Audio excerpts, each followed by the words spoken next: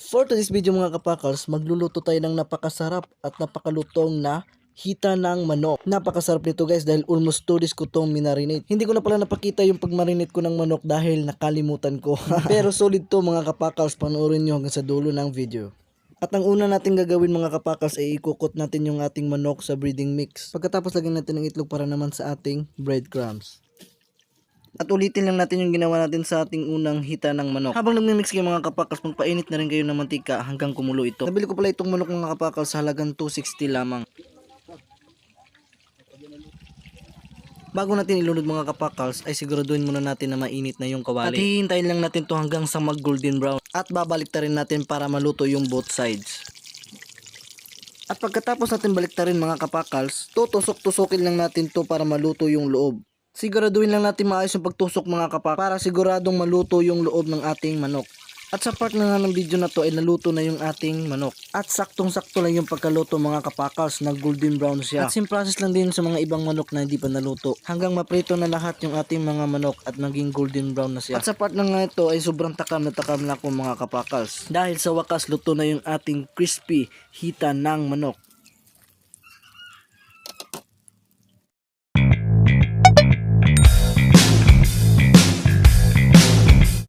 So yun mga kapakals, ready na yung crispy paa ng manok natin.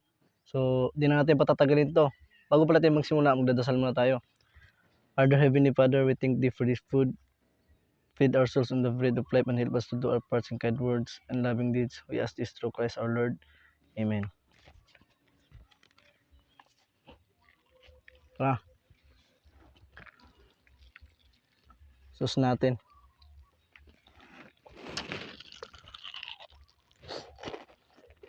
Mm.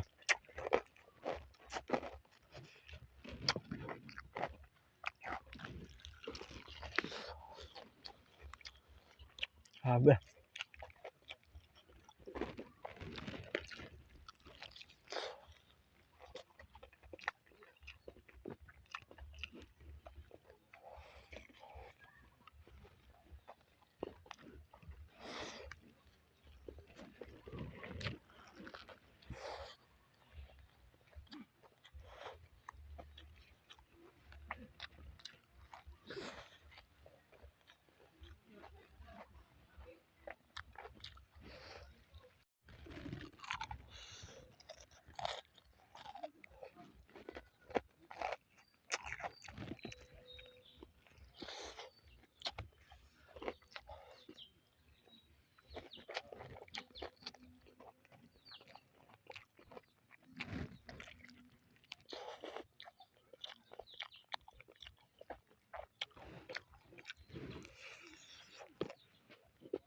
Mm.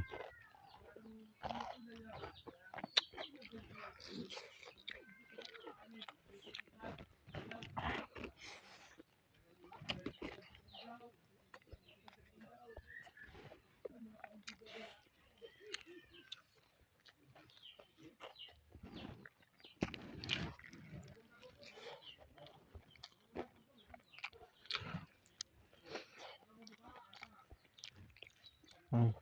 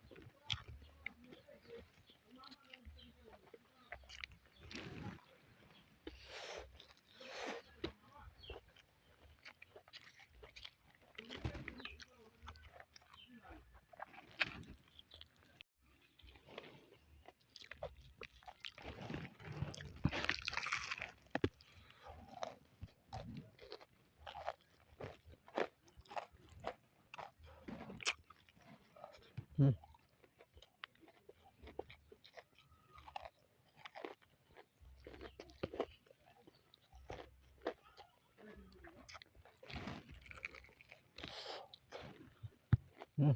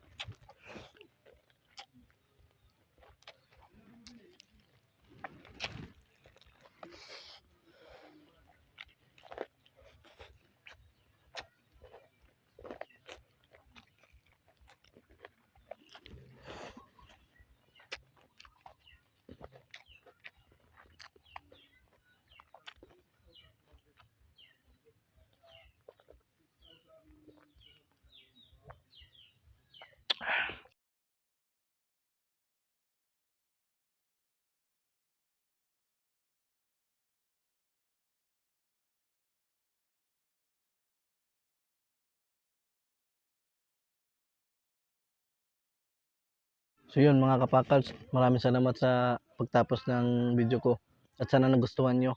At so yung mga bago dyan, please subscribe to my YouTube channel and hit the notification bell for you to be updated of my upcoming videos. Thank you.